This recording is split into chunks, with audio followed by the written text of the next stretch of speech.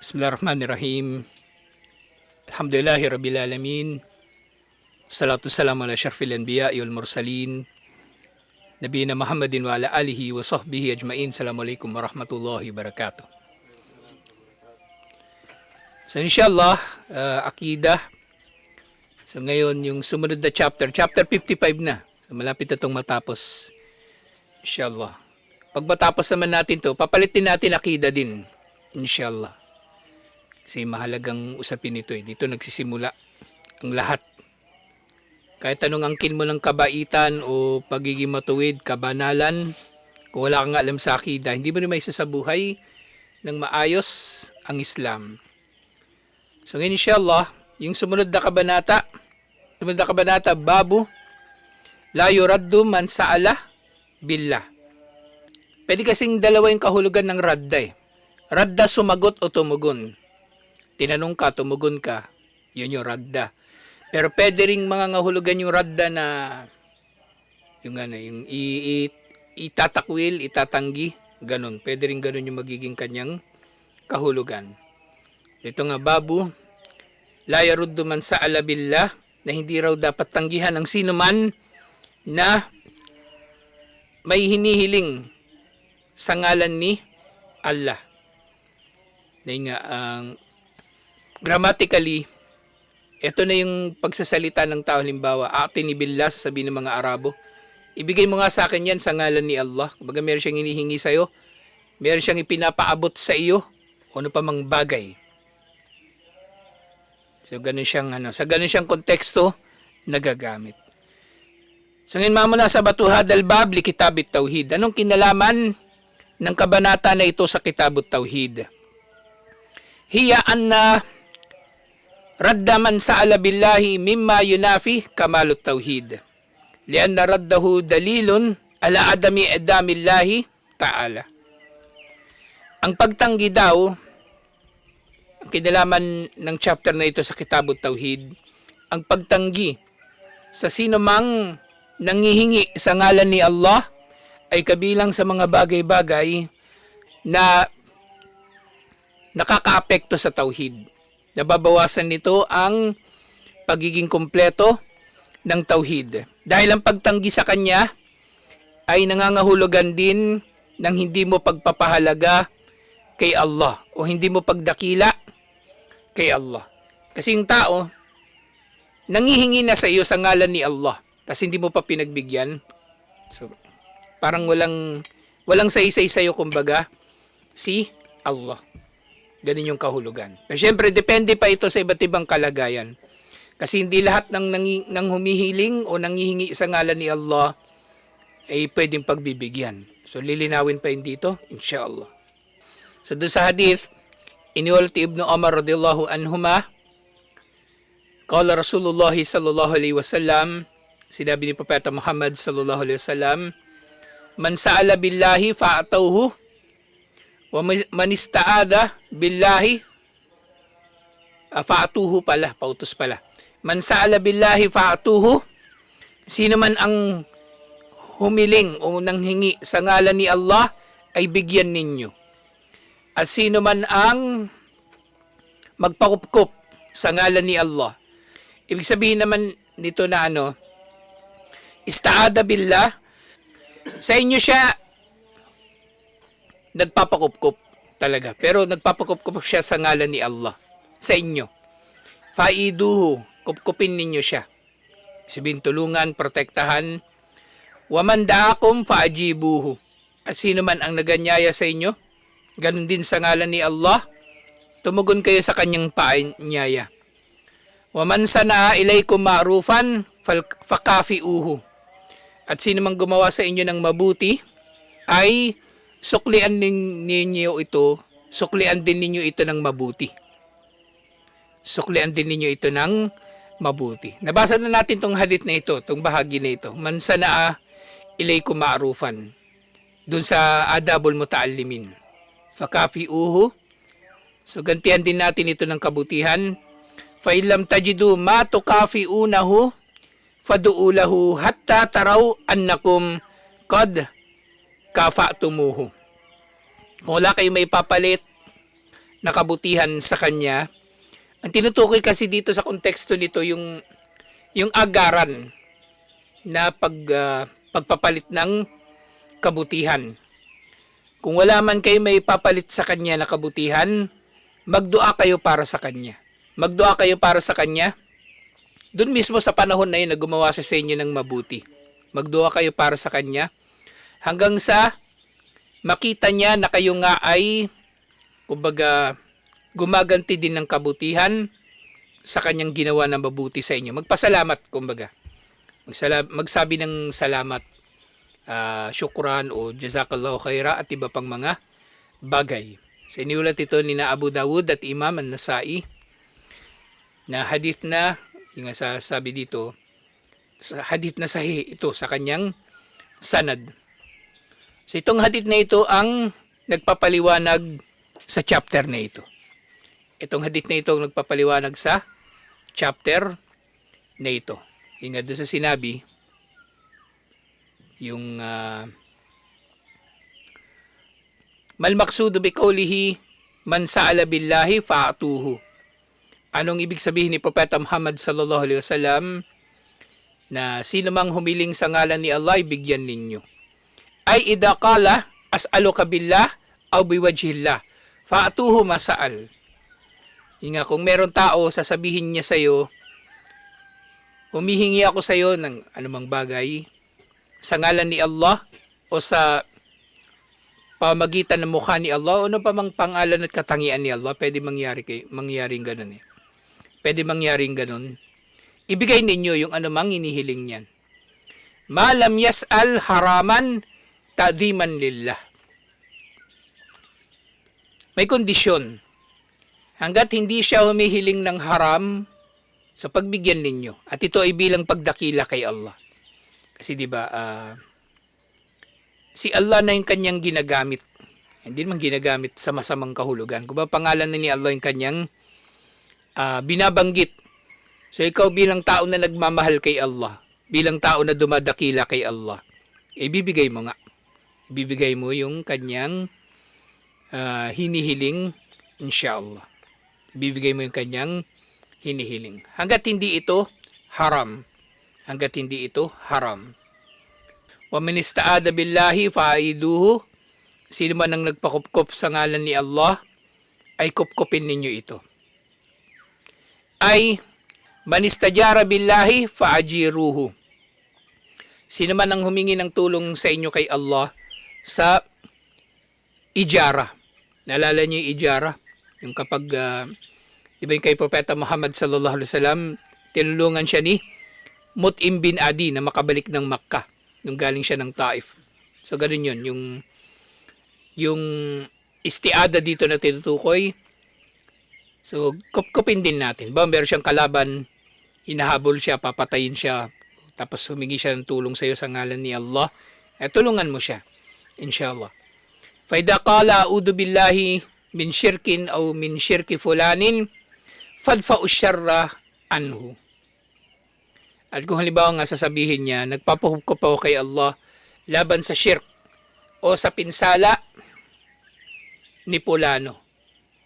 So, kapag ganon, maobliga tayo na alisin sa kanya ang anumang pinsala na hinihiling niya sa atin sa ngalan ni Allah na protektahan siya mula rito. Lahat ng uri ng pinsala. Lahat ng uri ng pinsala, inshallah. Wamal muradu bi qawlihi waman da'akum fa'ajibu. At sino mang mag-anyaya sa inyo ay tumugon kayo sa kanya. Ay man da'akum ila ta'amin wa nahwi fa'ajibu da'watahu. Tinutukoy dito yung mga paanyaya para sa pagkain. Diba? Tawagin kayo, di ba? Kabilang yun sa mga karapatan ng Muslim sa kanyang kapwa Muslim. So tutugon tayo sa kanya. At iba pang bagay. Iba pang bagay na inanyayahan tayo patungo rito pero wala namang masama. Inanyayahan tayo halimbawa na tumulong. Inanyayahan tayo na magsadaka. At iba pa, tutugon tayo sa kanya. Lalong-lalo na kung ito ay ginawa sa ngalan ni Allah. Wahada min hukukil muslimin. At ito nga'y kabilang sa mga karapatan ng mga Muslim ba'dahum ala ba'd, karapatan ng Muslim sa kanyang kapwa Muslim, sa isa't isa, karapatan nila sa isa't isa. Wa huwa min asbabil alufa wal mahabba bainal muslimin.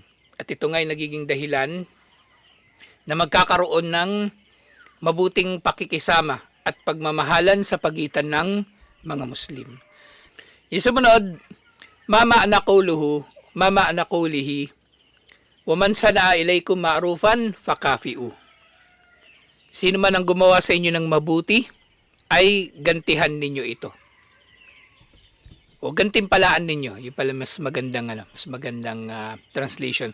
Kasi yung kafa, o yung kafi'u, ano siya eh, as much as possible, gagantihan mo siya ng kapareho, katulad o kasing antas ng kabutihan. Ganun siya. Kaya nga yung parang yung salitang mukafa'a, ang kahulugan ng mukafa'a, allowance o sweldo. Kumbaga, na yung tao, binibigyan mo siya halimbawa ng pera bilang kapalit o kabayaran doon sa kanyang effort o oras. Kasi may value naman ang effort o oras ng tao. Kaya binibigyan siya ng mukafa'a. Pero dito, syempre, alam naman natin yung mga tao, hindi naman sila gumawa ng mga bagay na mabubuti para sa atin para magantimpalaan o babayaran.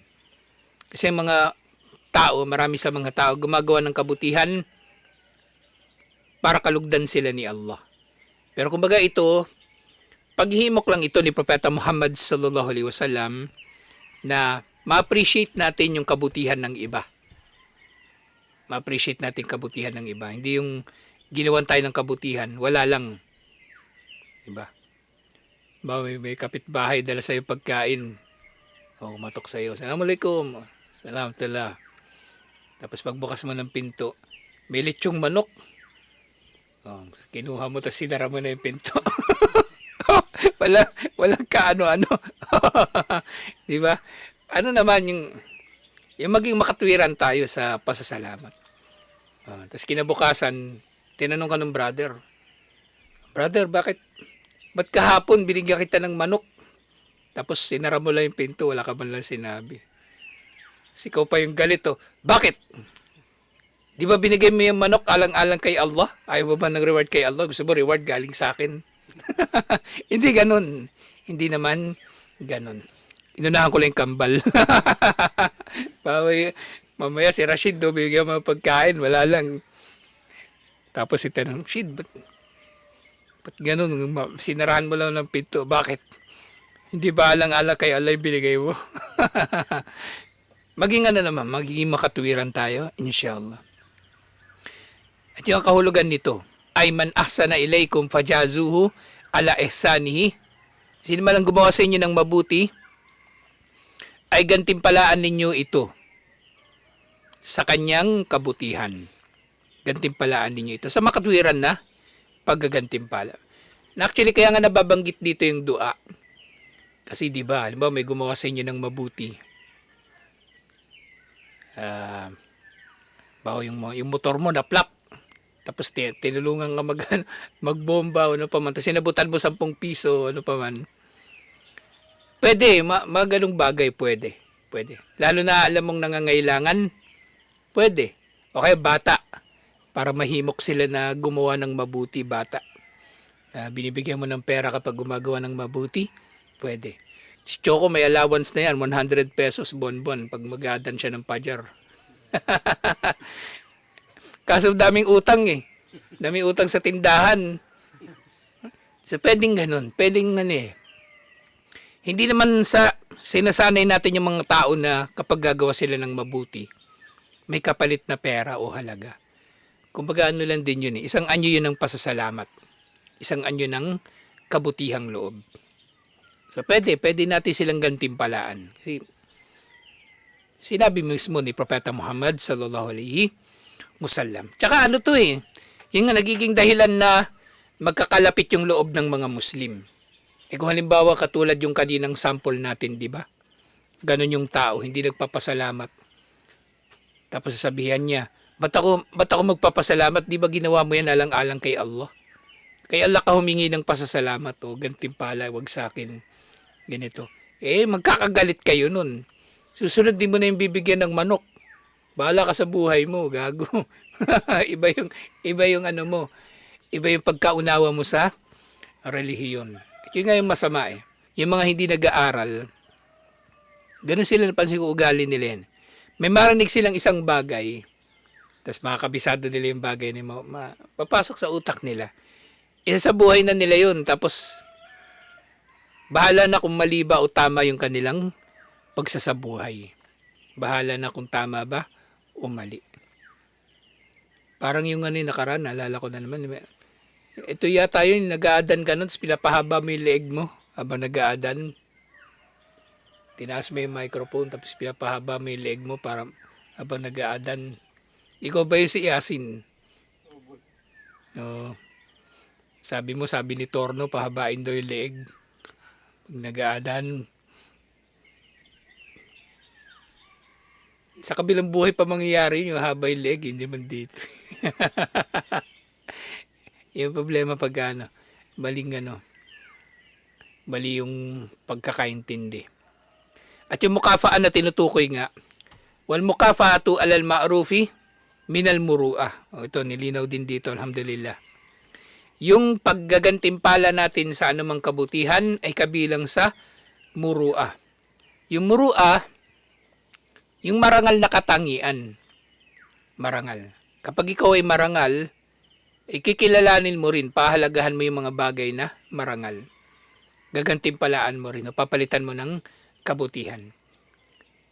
Minal muru'atil lati yuhibbuhallahu wa rasuluh. Kabilang ito sa mararangal ng mga katangian na minamahal ni Allah at ng kanyang sugo.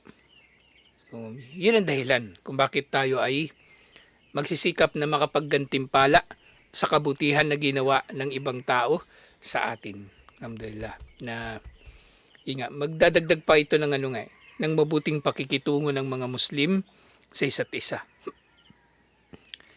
Limada amarabi mukafaati al-ma'ruf.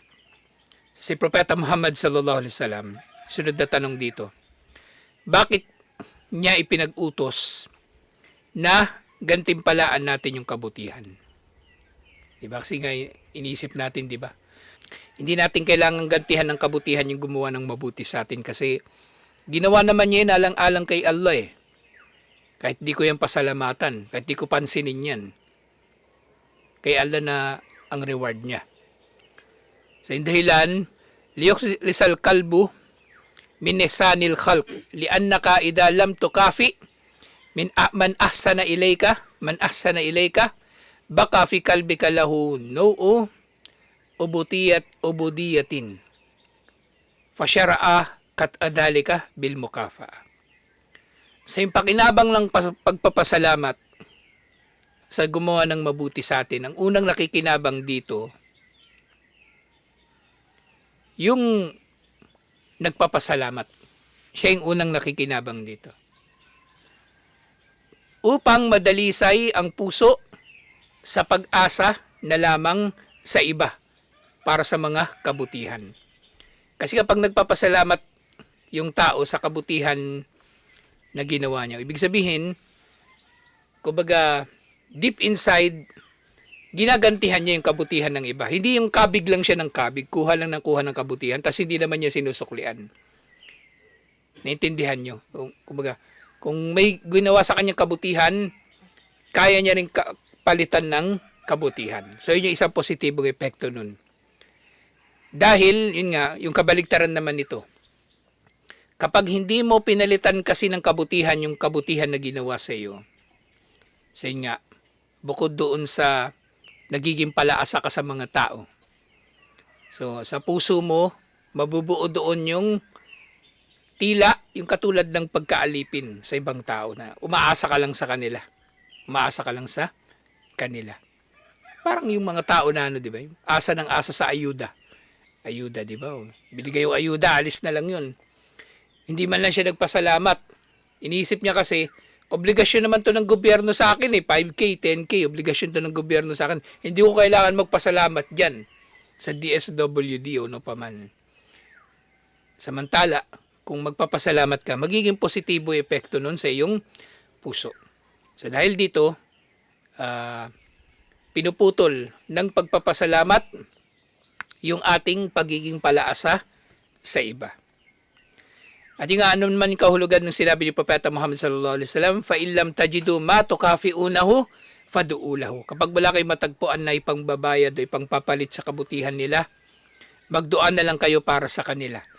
Idalam takdiru ala mukafaati man ahsana ilaykum fadu'ulahu. Kung wala kayong kakayanan na palitan ng kabutihan yung gumawa ng mabuti para sa inyo, manalangin kayo para sa kanila. Manalangin kayo para sa kanila. Kasi yung yung tinutukoy dito na mukafaa, kahit maliit na bagay maliit na bagay. Bawa tinulungan ka magbuhat ng isang sakong bigas, mabigat yun. Namalengke ka, galing ka sa palengke. Binigyan mo siya ng tatlong butil na kamatis, tatlong pirasong kamatis. Ito, kunin mo na ito, dagdag mo sa panluto mo. Yun, mukafaa na yun na may tuturing. Ang mukafaa na ito, not necessarily malaking bagay o malaking halaga. Hindi ganun yun. Pwede siyang maliit na bagay. Ngayon kung wala talaga, so magdua ka na lang para sa kanya. Na pwede rin nga rin naman. Magdua ka para sa kanya. Jazakallahu khaira, gantimpalaan ka naman ni Allah ng kabutihan at iba pa. Arsyadahum sallallahu alaihi wasallam ila an ad-du'a fi haqqin man lam yajid al-mukafa'a mukafa'atun lil ma'ruf. So ito nga ay kumbaga sa pamagitan nito ginabayan tayo ni Propeta Muhammad sallallahu alaihi wasallam na sino man ang walang may pampapalit sa kabutihan na ginawa para sa kanya ay maaaring magdua para sa kanya. Ingat, ayon doon sa binabanggit doon sa sinabi ni Propeta Muhammad sallallahu alaihi wasallam sa iba pang hadith, man sanaa ilayhi o man suni'a ilayhi ma'ruf, sino man ang ginawa ng kabutihan, faqala li fa'ilihi jazakallahu khaira, at sinabi niya sa gumawa ng kabutihan sa kanya, jazakallahu khaira, gantimpalaan ka naman ni Allah ng kabutihan, faqad ablaga fi thana, pinuri niya na ng sapat yung tao na yon.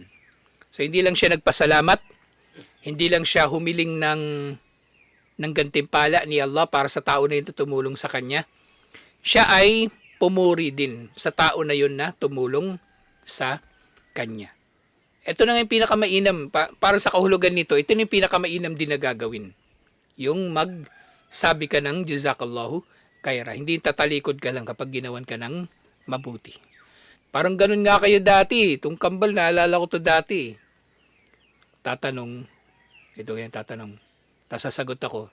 Tapos bigla tatalikod. Tatalikod na lang bigla.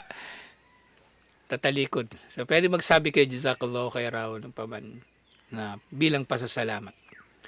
Ngayon din sinabi ni Propeta Muhammad sallallahu alaihi wasallam, hatta taraw annakum kad kafa'tumuhu. Anong ibig sabihin nito? Ay hatta tadunnu aw ta'lamu annakum kad kumtum bimukafaatihi. Ibig sabihin, hanggang sa makita ninyo, kayong mga nagpapasalamat o pati na rin yung pinasasalamatan na kayo ay nakatupad na sa pagkakatupad o pagbabayad doon sa kabutihan o paggagantimpala. Alhamdulillah. Yung mga aral na makukuha sa chapter na ito, una, wujubu i'adati man ista'ada billah. Ang obligasyon na protektahan natin ang humingi sa atin ng proteksyon sa ngalan ni Allah. Pangalawa, wujubu i'ta'i man sa'ala billah ma lam yas'al haraman o makruhan. Ang obligasyon na ibigay natin ang inihiling ng sino mang humihiling sa ngalan ni Allah hanggat hindi siya humihiling ng haram o makruh. So dito binabanggit wajib. So maaring nagkakasala yung hindi tumutugon. Pangatlo, al-hathu ala ijabati da'wa. Ang paghimok sa mga Muslim na tumugon sa paanyaya, lalong-lalo na sa pagkain. At iba pang bagay. Yung pagkain, di ba, na kabilang sa mga karapatan ng Muslim sa kanyang kapwa Muslim. Pero syempre, iba naman yung sobra-sobra na. Boy, gabi-gabi na lang, kape-kape. Tapos 2 oras kayo magkakasama. Sayang yung oras. Ang dami mo magagawa sa loob ng 2 oras. Pwede ka matulog, pwede ka mag-aral, pwede ka magbasa ng Quran.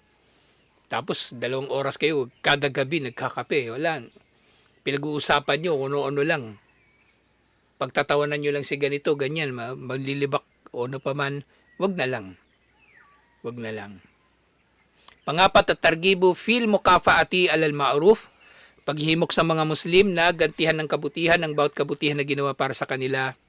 Panglima, an naddu'a mukafaatun liman lam yaktir illa alayhi. Ang dua daw ay sapat ng paraan ng paggagantimpala natin sa sino man gumawa sa atin ng mabuti, para sa sino man na walang kakayanan na maggantimpala sa kanila sa iba pang bagay. Dahil nga pwede tayong magagantimpala sa pamagitan ng ibang bagay. Pera, gamit o ano paman. Pwede. Pwede, inshallah. Gumawa sa atin ng kabutihan, pwede. Baka si Choco, nagbuhat para sa inyo ng bagay, binigyan yung piso. Tiyatanggap pa ba sa tindahan yung 25? Wala na mabibili. Wala na mabibili 25 centimos. Sa pwede naman, pwede rin. Pwede rin, inshallah. Assalamualaikum warahmatullahi wabarakatuh.